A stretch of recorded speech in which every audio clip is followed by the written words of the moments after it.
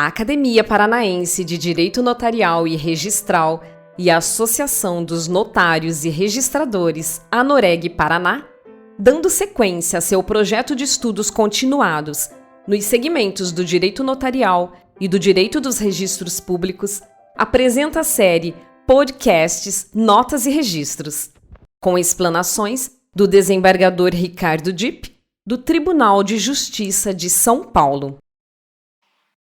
Temos, neste momento, mais um podcast que tem o apoio da Academia Paranaense de Direito Notarial e Registral e tem aqui a pretensão de, em uns tantos minutos, aí a breve trecho, questão de 10, 12 minutos no máximo, ir tratando de questões relativas aos registros e às notas. E por agora estamos tratando das matérias que mais dizem respeito ao registro imobiliário. No último podcast, de número 5, nós começamos a versar o tema da independência jurídica do registrador, um princípio relevantíssimo para a boa atividade do registro. Dissemos que não foi por uma captura da doutrina acerca do legislador da Lei 8.935, mas esse legislador, observando a própria história do registro, a sua tradição, aquilo que é a sua natureza, fez constar de dois dispositivos, ao menos de dois dispositivos dessa Lei 8.935, essa atribuição de independência jurídica ao registrador, a todos os registradores, hein? Bem como aos notários, mas aqui vamos ver, em particular, o tema do registro de imóveis. No artigo 3º, ao falar do profissional do direito, porque o profissional do direito é aquele que exerce a arte liberal. Essa é uma expressão clássica. Quando alguém fala em profissional do direito, está a falar de alguém que exercita a arte liberal. E o que é a arte liberal? Essa palavra liberal é muito equívoca, né? Tanto diz respeito a posições em economia, posições políticas, etc. E aqui ela está indicando, no caso dessa expressão arte liberal, que se trata da arte de um homem livre. Ou seja, não é a arte servil. O servil, quem exerce uma arte servil, cumpre ordens. Diversamente, quem exerce uma arte liberal, uma arte própria do homem livre, não cumpre ordens, decide por si próprio. E também, além do artigo 3º da Lei 8.935, nós vemos a mesma indicação de exercício de independência jurídica pelo registrador no artigo 28 da Lei 8.935, que usa exatamente a expressão independência jurídica, a fruição da independência jurídica. Mas, examinado o conjunto, ou seja, examinado sistemicamente o quadro da legislação brasileira, e aqui deve incluir-se também esta imensa normativa judicial do extrajudiciário, os estados têm as suas normativas, às vezes os próprios corregedores permanentes possuem normativas peculiares, e também uma normativa agora consolidada na Corregedoria Nacional de Justiça. O fato é que nós temos que distinguir dois grandes âmbitos da independência jurídica do registrador. Mais exatamente, nós temos uma independência genérica que deve dividir-se em duas independências específicas. Ou, se nós quisermos entender aqui por outro ângulo esta divisão, podemos falar numa independência jurídica em sentido lato e uma independência jurídica em sentido estrito, em uma acepção estrita. Em sentido lato, ou se nós quisermos aqui pelo outro aspecto, uma independência mais restrita especificamente, nós vamos encontrar aqui uma diversidade de funções que têm mais ou menos grau de liberdade para o exercício do registrador. E chega mesmo a haver casos em que as interferências podem ter até mesmo um caráter ablatório, ou seja, pode simplesmente remover a prática de um ato, anular a prática de um ato.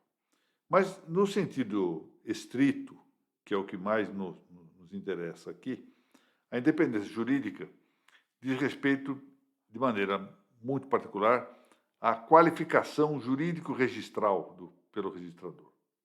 E agora aqui nós temos que entender que essa qualificação registral independente, ela não comporta intervenções supressivas da liberdade de atuação do registrador, da liberdade de apreciação e decisão que o registrador tem em relação ao título que lhe é apresentado.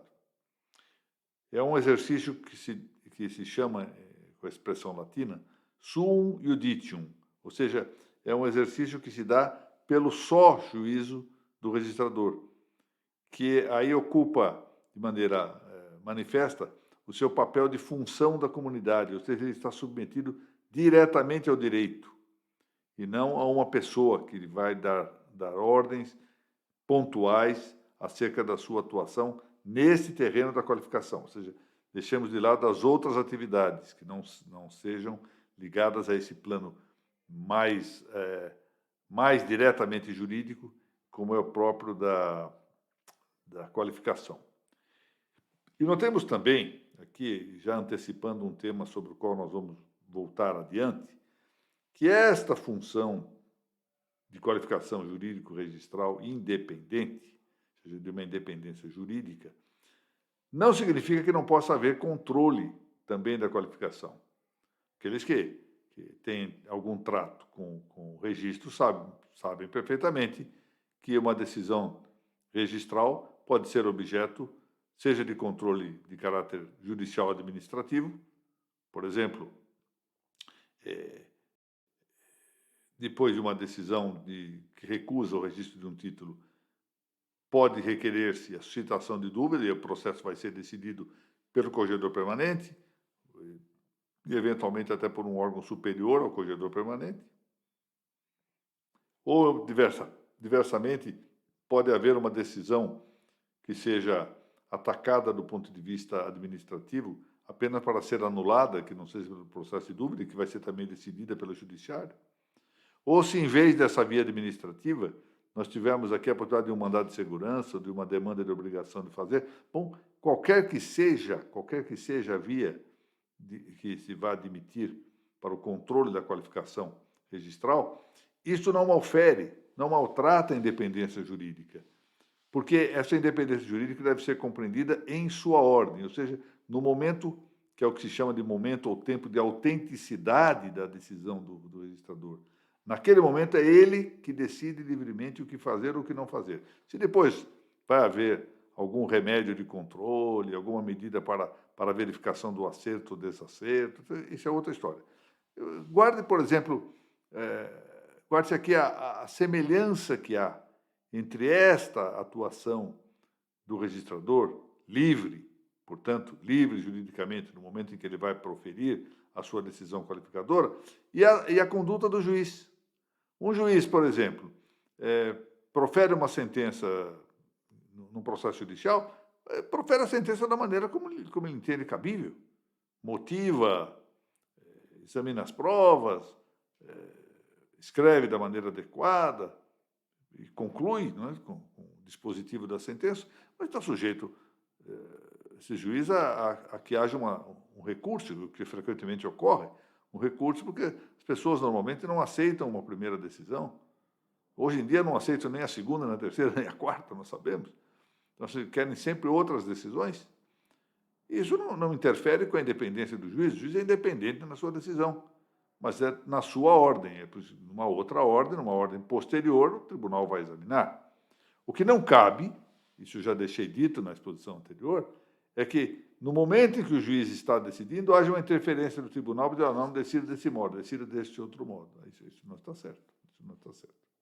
Bom, como é que nós podemos, então, conceituar a independência do registrador? Bom, é uma faculdade de o registrador, exercendo as suas funções profissionais, ou seja, no exercício da sua função jurídica de registrador, ter, então, a faculdade de agir ou não agir, ou seja, ele tanto pode determinar o processamento de um título como não determiná-lo, ou ainda de escolher um meio de ação de preferência a outros, sempre seguindo aqui os ditames da lei, os limites, os termos da lei. Por que eu digo aqui agir ou não agir?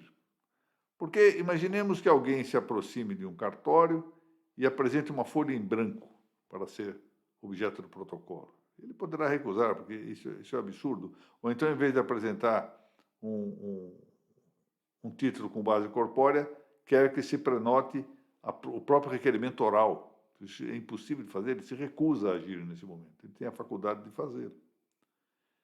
E ele pode escolher o meio com que ele vai melhor atender a uma pretensão. Ainda que seja uma pretensão razoável, ele pode entender que falte ao título alguma coisa. Então, ele exige a complementação documentária, por exemplo. Numa acepção mais estrita, nós podemos, então, chegar a definir a independência jurídica do registrador como a liberdade que tem esse registrador em sua ordem. Portanto, já dissemos o que é em sua ordem, ou seja, naquele momento de autenticidade da sua atuação, em exercitar a qualificação jurídica, que é própria de sua função. O que ele faz com isso? Ele compreende os fatos e compreende as normas. E interpreta fatos e normas, ou seja, liga uma coisa a outra. Interpretar é isso, é fazer a mediação.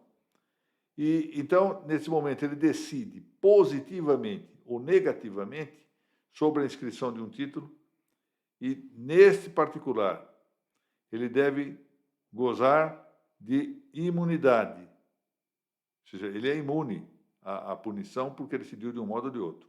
Salvo sempre o caso de fraude, salvo sempre o caso de dolo. Pode haver uma situação aqui conjectural de um registrador que, para prejudicar alguém, por exemplo, recusa o registro de um título, com esse intuito doloso de prejudicar. Aí, nesse caso, ele não está livre, ou seja, ele não está imune a alguma penalidade. Muito bem, então paramos aqui o podcast de hoje e prosseguimos com uma nova explanação daqui a 15 dias. Muito obrigado.